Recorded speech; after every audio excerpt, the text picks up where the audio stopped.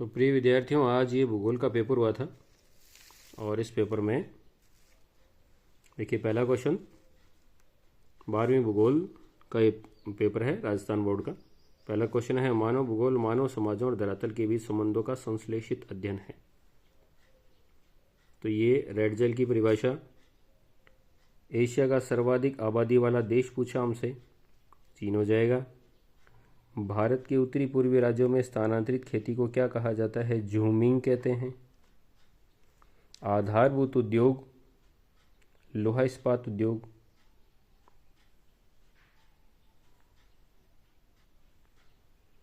अगला प्रश्न है, तृतीय क्रियाकलाप, परिवहन तृतीय क्रियाकलाप हो जाएगा। आधुनिक संचार का साधन पूछा है, इंटरनेट। कौन से समुद्री मार्ग को वृहद ट्रंक मार्ग कहते हैं? तो ये जो उत्तरी अटलांटिक समुद्री मार्ग है इसे वृहद ट्रंक मार्ग कहते हैं। एशिया का आंत्रपोपतन, जहां आने पर संसाधनों को, सामान को इकट्ठा किया जाता है फिर वहां से आगे की ओर भेजा जाता है, तो ऐसी स्थिति में सिंगापुर एशिया के आंत्रपोपतन की मुख्य भूमिका निभाता है। विश्व व्यापार संगठन का मुख्यालय जिनेवा।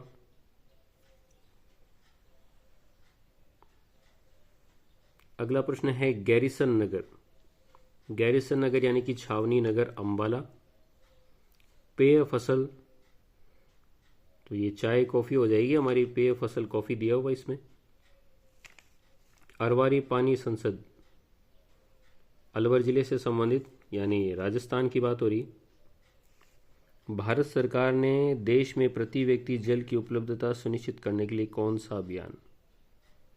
जल क्रांति।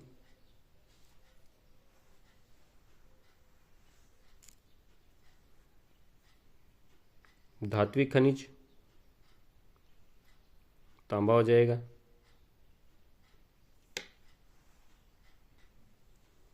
अगला है, बॉक्साइट किस धातु का अयस्क है? एल्यूमिनियम का। इंदिरा गांधी नहर की संकल्पना कंवर सेन जी ने प्रस्तुत की थी, इंजीनियर कंवर सेन।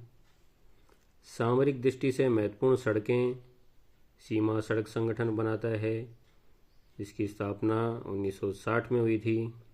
मुंबई पतन के दबाव को कम करने के लिए अनुषंगी पतन के लिए जवाहरलाल नेहरू पतन जेएलएन पोर्ट नहावा शेवा नामक स्थान पर।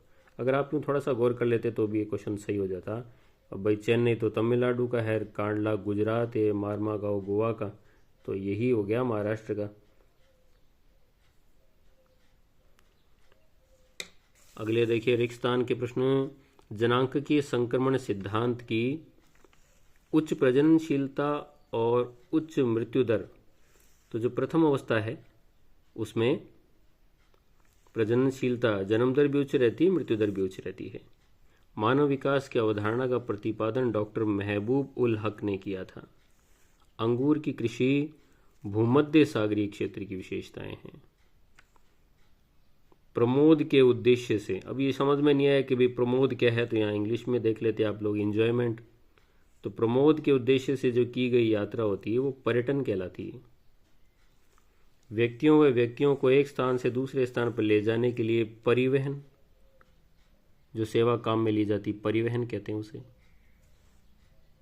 रिक्तस्थान को अंतर्राष्ट्रीय व्यापार का प्रवेश द्वार, तो पतन को या पतनों को अंतर्राष्ट्रीय व्यापार का प्रवेश द्वार कहते हैं। 2011 की जनगणना के अनुसार भारत में सर्वाधिक जनसंख्या घनत्व बिहार का है। रानीगंज व झरिया खनन नगर हैं, कोयला निकालते हैं। केंद्र सरकार द्वारा प्रायोजित जल संभर विकास योजना हरियाली कार्यक्रम है। जैसे कि अरवारी पानी संसद तो अलवर की, राजस्थान की हरियाली कार्यक्रम केंद्र सरकार का। सूखा और संभावित क्षेत्र कार्यक्रम चौथी पंचवर्षीय योजना, जबकि जो पांचवी पंचवर्षीय योजना थी उसमें पर्वतीय क्षेत्र विकास कार्यक्रम था। पै से पांचवी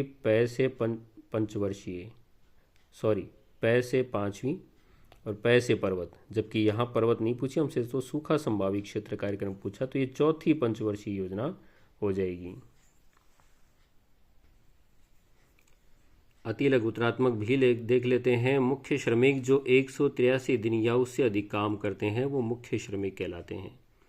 किन्हीं दो अपरंपरागत ऊर्जा स्रोतों के, सौर ऊर्जा, पवन ऊर्जा, उन भूवैज्ञानिक कालों के नाम बताने जिनमें कोयला बना। तो एक तो गोंडवाना क्रम का कोयला है, एक टर्शरी क्रम का कोयला है। पल्ली बस्तियों के पाना, पाड़ा, नगला, ढाणी, ये इनके स्थानीय नाम। रेशेदार फसलें पूछी हैं तो कपास और जूट या पटसन।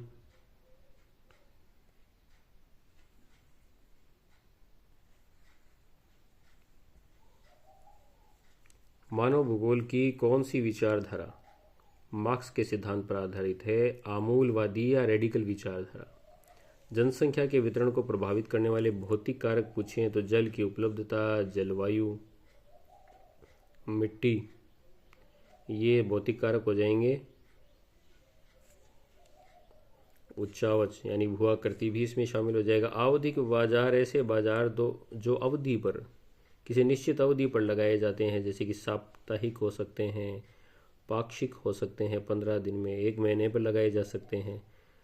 तो जो अवधि पर लगाए जाएं वो आवधिक बाजार। प्रथम बार कौन से वर्ष में मानव विकास की रिपोर्ट प्रकाशित की गई थी? 1990 से यूएनडीपी लगातार मानव विकास की रिपोर्टें प्रकाशित कर रहा है।